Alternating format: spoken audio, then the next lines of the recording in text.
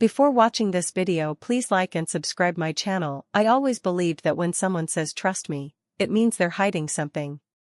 But when Jada said it, something inside my chest tightened, like my heart knew the truth before my mind did. I didn't trust her. I didn't trust her smile. I didn't trust her late-night calls, her missing hours, or the way she always said she loved me only when she needed something.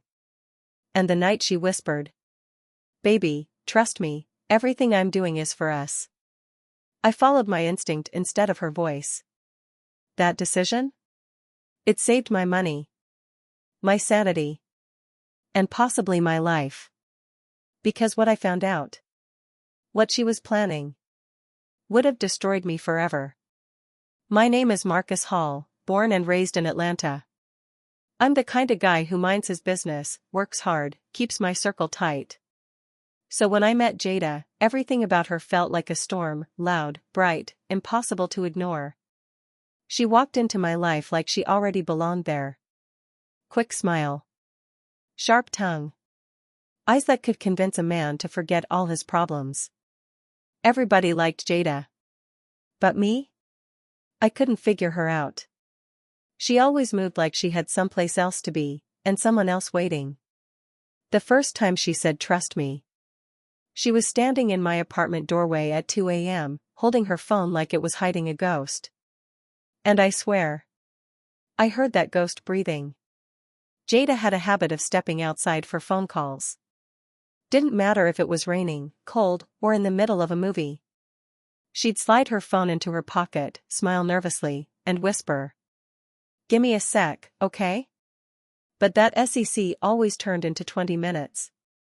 I wasn't the jealous type. But I wasn't stupid either.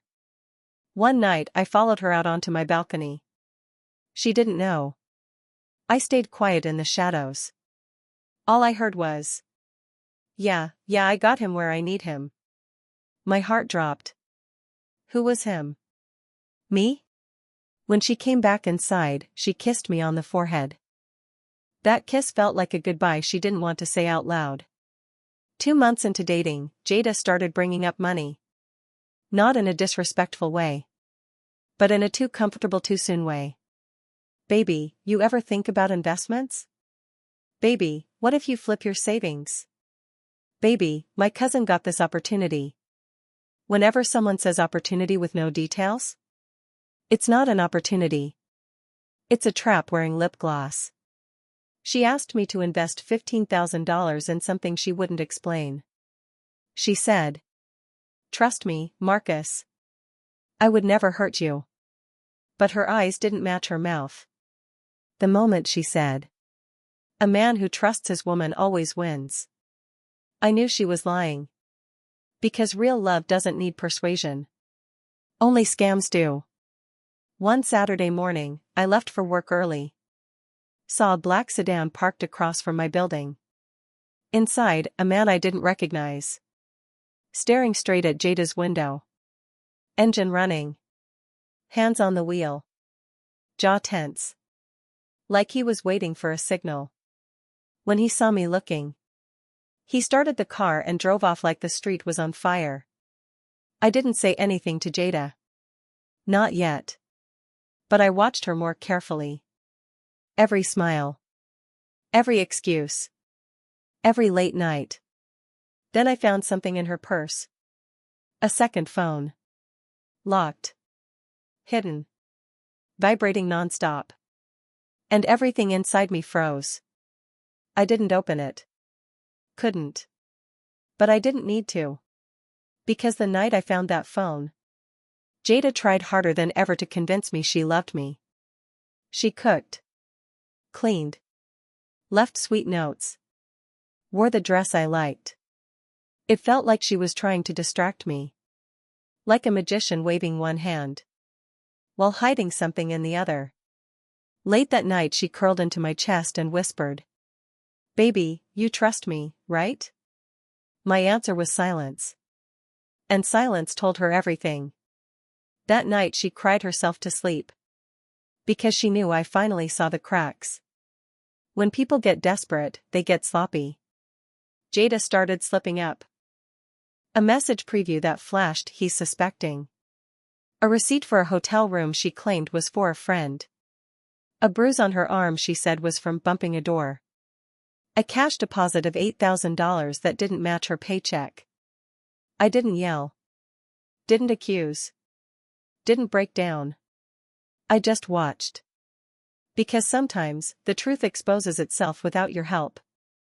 Then her second phone turned on by accident. A message popped up. It said, "Make sure he signs the papers tomorrow." My blood ran cold. What papers? The next day, she showed up acting sweet again. "Baby, can you come with me to meet a guy about a financial thing? Just sign a form so we can start." Start what? She could barely look me in the eye. But I smiled. Played dumb. Played calm. I followed her to the meeting. The man waiting there? The same one from the black car. He had a folder. Thick. Heavy. He slid it across and said, "Sign here." I opened it. And saw my name on documents transferring debt and liability. From someone else. To me. If I signed, I'd be responsible for everything. Loans. Fraud. Taxes. Ruined. And Jada? She'd walk away clean. She reached for my hand and whispered, "Baby, trust me." I stood up instead. And walked out. That night, my phone exploded with messages from her. First pleading. Then angry. Then silent. 2 hours later, there was a knock at my door. It was the man from the car. He looked stressed. Not dangerous. Not violent. Just tired. He handed me a USB drive and said, "She ain't who you think she is. She's been running this scam for years. I'm her ex. I'm trying to stop her from ruining more people." He walked away without another word. On the drive were recordings. Screenshots. Evidence. Everything. Jada had lied to dozens of men. Used each one. Taken money. Left chaos behind. And I was supposed to be next. The last recording broke me. It was her voice saying, "Marcus means nothing. I just need him long enough to sign." The next morning, I blocked her. Changed my locks. Changed my number. But she showed up anyway. Crying, screaming, begging. She fell to her knees outside my door. "Marcus, please. You're the only good man I ever had." Maybe that was true. But good men don't stay with people who destroy them. I opened the door just enough to say one thing. "You told me to trust you." I trusted my instincts instead. And that saved my life. Then I closed the door.